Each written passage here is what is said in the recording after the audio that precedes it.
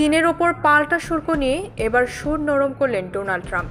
আগের অবস্থান পাল্টে মার্কিন প্রেসিডেন্ট বলেছেন চীনের ওপর পাল্টা শুল্ক যথেষ্ট পরিমাণে কমবে, তবে সেটা শূন্য হবে না।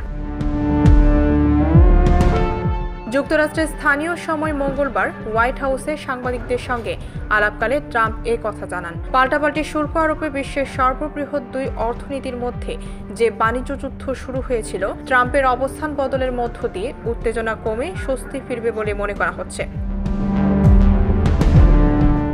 টানা কয়েকদিনের শুল্ক যুদ্ধের পর হোয়াইট হাউস এখন ভাবছে চীনের ওপর আরোপিত 145% রপ্তানি শুল্ক কমিয়ে 50 থেকে 65%-এর মধ্যে আনার। হোয়াইট হাউসের এক শীর্ষ কর্মকর্তা জানিয়েছেন প্রেসিডেন্ট ট্রাম্প বিষয়টি নিয়ে বিবেচনা করেছেন।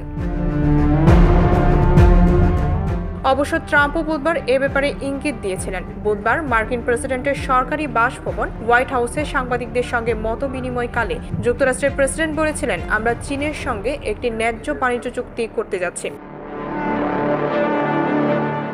এরপর হোয়াইট হাউসের এক কর্মকর্তার সঙ্গে যোগাযোগ করেন ওয়াল স্ট্রিট জার্নাল। তিনি জানিয়েছেন চীনের ওপর আরোপিত রপ্তানি শুল্ক কমিয়ে সর্বনিম্ন 50% থেকে সর্বোচ্চ 65% নামিয়ে আনার ব্যাপারটি বিবেচনা করা হচ্ছে।